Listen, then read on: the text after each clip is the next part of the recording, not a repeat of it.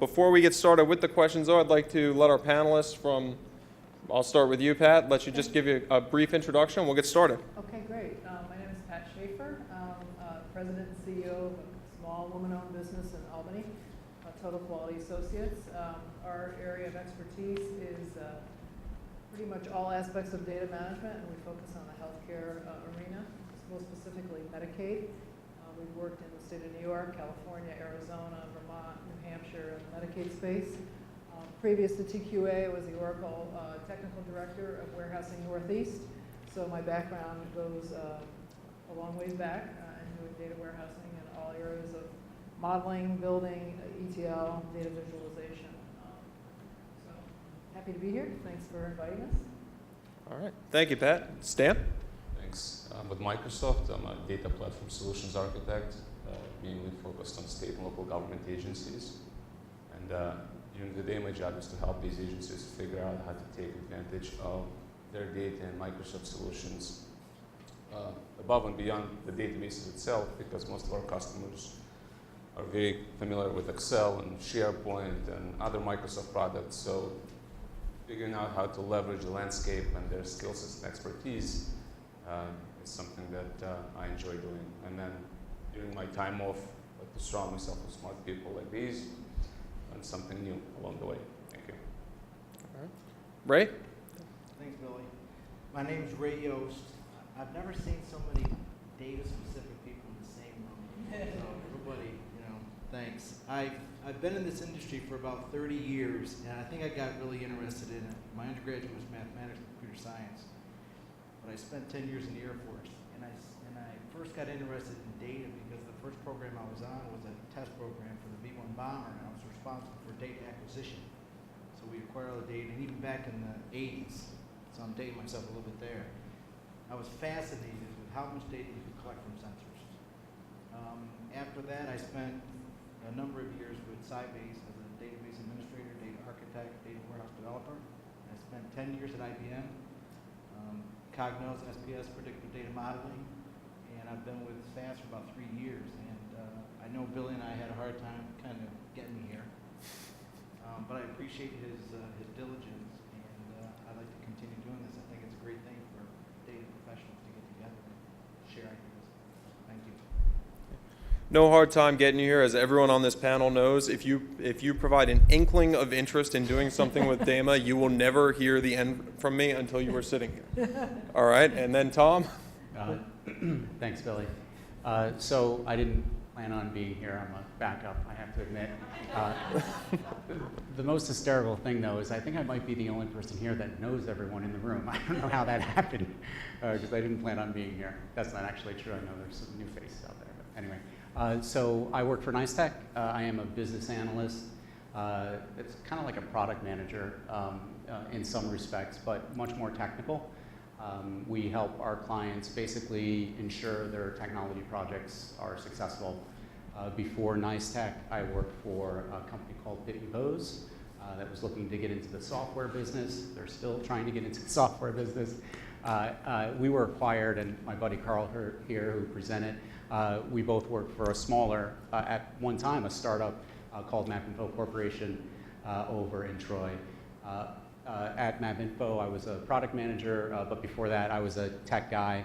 I did application development, developing the GIS software development kits that MapInfo built to build online web mapping applications. So I am a geek at heart, and so I was psyched to get invited and be able to talk about data.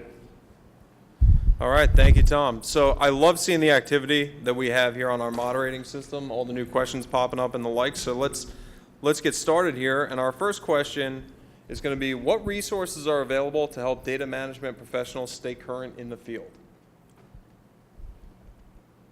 I'll open this up to the panel. If anyone wants to jump in, you can. If not, I'll assign it to someone. I can maybe jump in first. And Mike, I think on a slide or two had referenced this. I mean, it seems to me the greatest resource are our universities and colleges today. I think 20 years ago, there wasn't necessarily an information science degree that you could get. But even in the Capital District, I know University of Albany has a PhD program. I've looked at some of the coursework, extremely intensive, very, very cool. I just happened to have my daughter up at Syracuse this past week, and we were doing a tour there. And the computer science program there is really, really impressive. And the information science degree in particular, just staggering the placement that they've got there. I think they said 99% of their graduates get placed. And you wouldn't believe this, but their placement rate for their juniors is 97%. I mean, you know, kids haven't even left the classroom and they've already got jobs. So I think that just speaks to just the resource that's available within our colleges and universities, and particularly, and I think regardless of where you are in your career, probably a resource that folks can turn to. Yeah, I think I would say the same thing. I know after I left the service and I was with Sybase, I moved back to the Northeast and I covered the New England area and East Coast. Continuing education, I think, is probably where I really got a lot more. I know that we're going to have a reception later on. You know, reach out, because I know that SAS provides resources as well that are free if you want to get more information on analytics. And my son's in finance now, and I'm pushing, you know, analytics. I mean, it's a great time. I remember Max was talking, Mike was talking about, I mean, I've been in this 30 years. They didn't have a personal computer. I didn't have a computer when I was in college. We had card decks. I think the opportunities for people in their 20s and 30s to take advantage of analytics and the explosion in data, I'm not sure they appreciate it. Hopefully someday they will. I appreciate it because I know that we didn't have those resources to kind of rank the data. Education, I think there's a lot of, I took advantage of Hudson Valley and UAlbany, so there's a lot of resources out there for that. I want to agree with you, but I have mixed feelings about formal education. And I was recently invited to be a guest speaker at Queens College in New York, and I've learned that the curriculum that colleges put together isn't always aligned with the business needs of the organizations that we want to work with.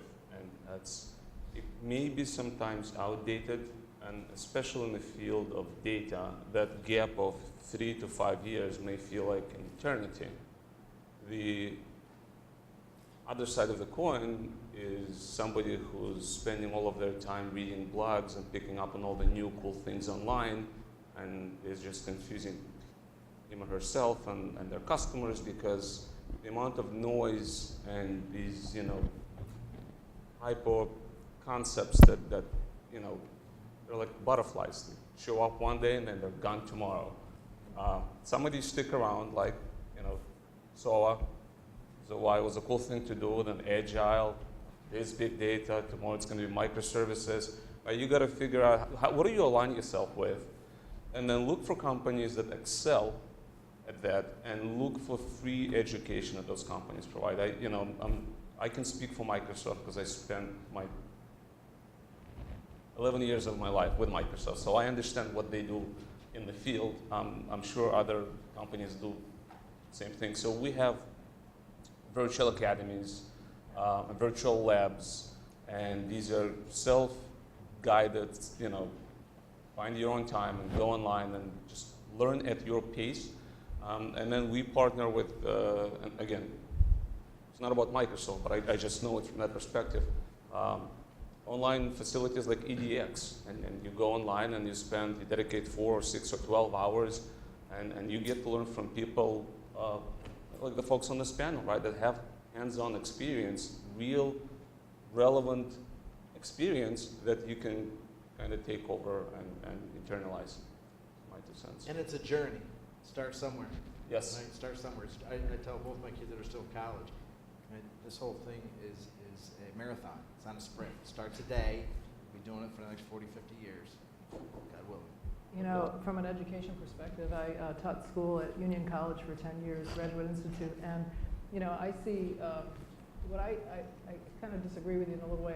I think that the fundamentals are missing. I think that there's a lot of kids coming out of high school that don't understand fundamental concepts, and when you get to the graduate level and you see tools and you see the flash of visualization, they're not based on strong statistical concepts. They're not based on mathematical basis. And I think we're evaluating data incorrectly. I think we're visualizing data incorrectly, and I think without that basis, I think that we have to be careful, very, very careful about what we're showing. And that concerns me. I see a degradation of kids coming out of school that don't have those backgrounds, and slapping a tool at somebody when you're out of college and saying, make Tableau work.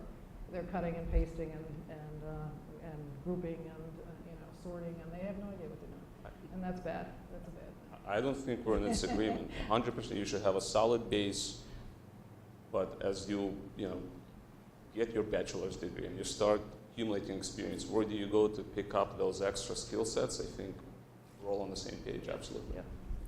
And I think from a career standpoint, there's a ton to be said for going to the vendor themselves to get the certification, to get the education. It's a fast track to your next job that's going to probably be very explicit about how many years of experience on SQL Server, or what certification you need with Esri or what have you. So. All right, thank you. So we'll move on to the next question here. Tony would like to know, what are your thoughts on data being stored in the cloud and how secure is it?